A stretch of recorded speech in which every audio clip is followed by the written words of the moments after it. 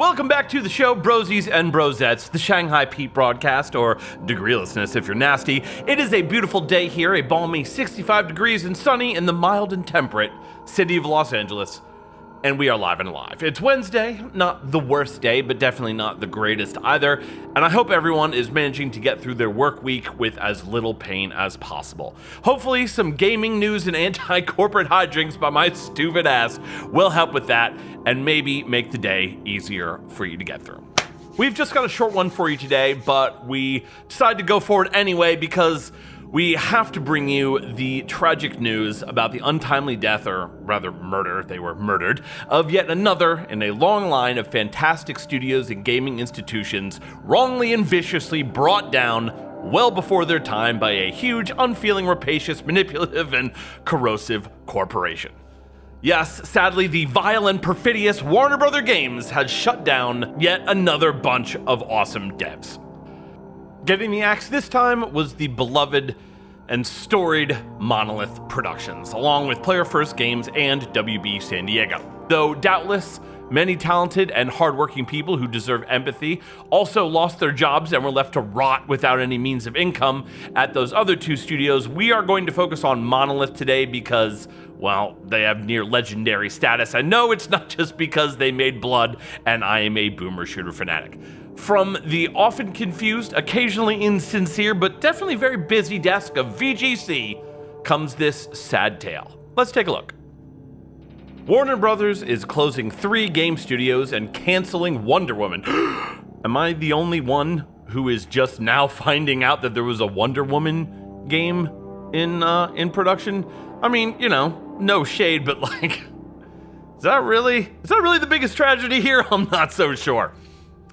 Middle-earth, Shadows of Mordor, and Shadow of War studio Monolith Productions is shutting down, with its in-development Wonder Woman game being axed, according to Bloomberg reporter Jason Schreier. Ooh, Bloomberg reporter. Good job. All that shilling at Kotaku seems to have been worth it. Congrats to Jason on the big promotion. I don't know, I'm probably late on that. Who knows how long ago that happened. Whatever, it doesn't matter. His sources have also claimed that Warner is closing Multiversus studio Player First Games and mobile-focused studio WB San Diego. In late January, Warner announced that Season 5 of Multiversus would be its last, with the game shutting down on May 30th. And Bloomberg reported earlier this month that Monolith's Wonder Woman game, which was announced in 2021, really, was years away from release after being rebooted in 2024. Yeah, they probably got to look at the most recent Wonder Woman movie and panicked, rightly so. Warner Bros. Interactive president David Haddad is to leave his position after 12 years in the division, the company confirmed in January.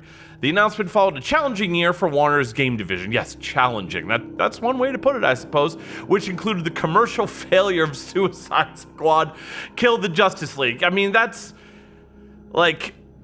ultimately, you know, as much as I'm kind of glad Suicide Squad failed because their business model was just awful, and rewarding it with, you know, some sort of successful metrics that they could tout would have been the wrong choice. But at the same time, this is the back end of stuff like that happening. You know, none of this stuff in the gaming industry happens in a vacuum. You see one major commercial failure of a game, guaranteed somewhere along the line, sooner rather than later usually, that is going to transfer to people losing their jobs. Regular people like you and me getting fucked over and kicked to the curb, left with no means to support themselves or their family, just so some fucking company like Warner Bros. Games can see their stock raise 0.5%. Anyway, this led to Warner Bros. CEO David Zaslav highlighting the games division as a weak link for the company in its earnings report last November, when he said it was substantially underperforming its potential. What I'm really interested in is where they get the numbers for this potential and what sort of compromises in quality, let's be nice and use that euphemism, would be required to reach this so-called potential. Very interesting. Warner is planning a follow-up to the 2023 blockbuster Hogwarts Legacy as a priority.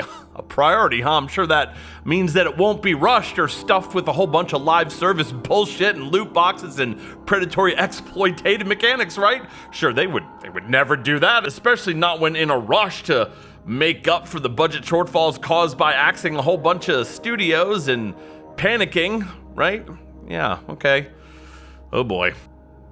Yeah, things don't sound like they're going too good for the bros over at Warner Brothers. But this just in, an update. Warner Brothers has since confirmed the reported closures in a statement issued to Kotaku reporter Ethan Gach? Ethan Gach? I don't know how to pronounce that. Gosh, whatever.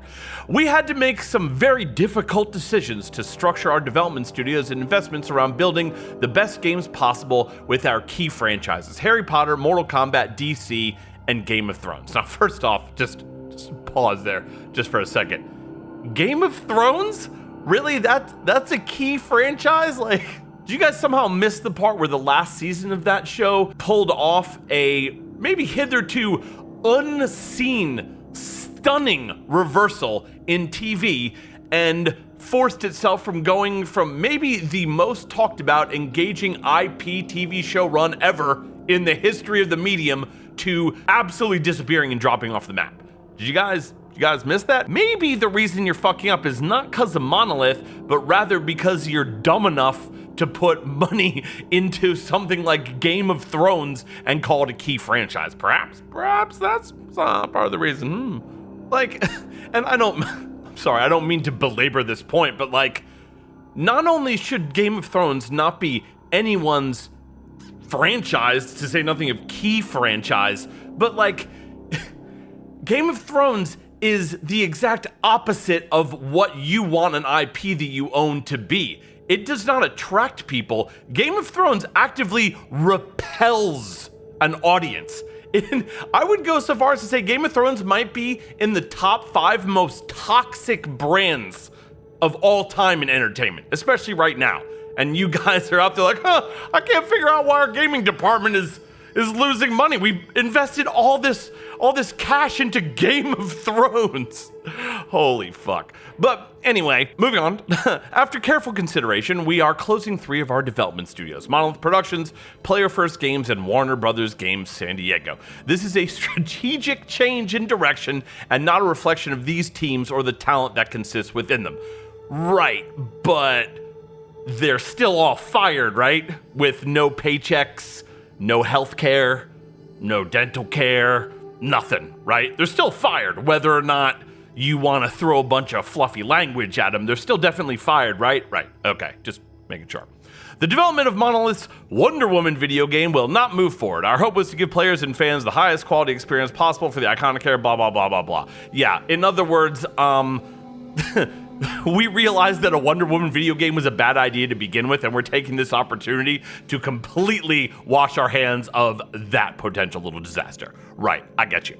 We greatly admire the passion of the 3 teams and thank every employee for their contributions. As difficult as it is today, we will remain focused and excited about getting back to producing high-quality games for our passionate fans and developed by our world-class studios, and getting our games business back to profitability and growth in 2025 and beyond. Now, I don't know about y'all, but if I were a big fan of Warner Brothers games and the products they put out, what I would want to hear most right now, in lieu of the news of the tragic loss of Monolith Studios, what I would most want to hear is that they are dedicated to getting their games business back to profitability and growth in 2025 and beyond.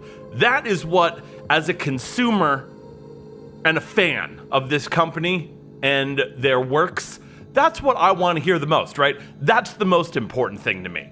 Well, okay, I mean, sure, you're closing a legendary studio, canceling a few games and everything, but the real question is, when is your business section gonna get back to profitability? That's what I wanna know. Jesus fucking Christ. See, it's all the same with these goddamn corpo fucks. It's always the same shit. You know, it's not making great games, it's getting back to profitability. It's not firing a whole bunch of people indiscriminately and leaving a whole bunch of families without any income or way to put a roof over their head or put food in their mouths. No, it's a strategic decision. It's a change in direction. It's definitely not widespread, bloody, indiscriminate layoffs just to make our stock go up half a point, right? That's definitely not what it is. Don't you guys think that? We need you to buy our next Harry Potter game in a couple months.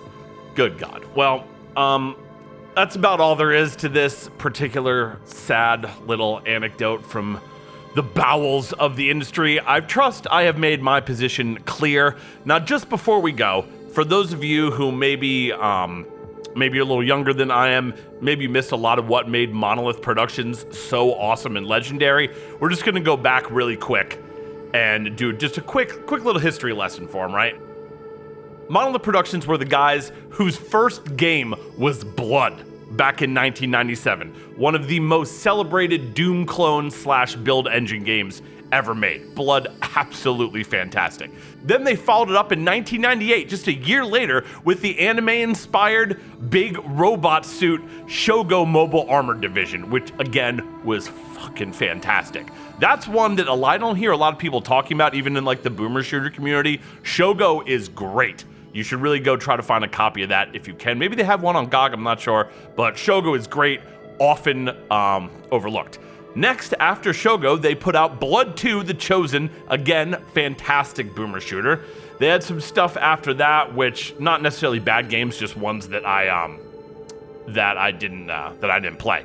Then in 2000, they brought us the classic No One Lives Forever. Now, if you need me to explain what that game is to you, or why it was so awesome, or why the second one, No One Lives Forever 2, A Spy in Harm's Way, was also awesome, you need to go back, do yourself a favor, track those games down and play them on the platform of your choice. Again, seminal works by these guys. Fucking fantastic. After that, they did The Matrix Online, which, of course, was an ultimately doomed, sad MMO attempt, but it was really cool and a lot more unique than most of the other offerings that were out around that time. Then, same year, they did the original Fear. Then they did Condemned Criminal Origins and Condemned 2 Bloodshot. The first one, which was a launch title for the 360 and probably one of the best games for it. After that, the sequel to Fear, Fear 2 Project Origin. Then they did a bunch of Gotham stuff that I didn't play. Then they got into, I guess they probably got the Middle-earth license after that. And they did Shadow of Mordor, fantastic, and then Shadow of Mordor 2.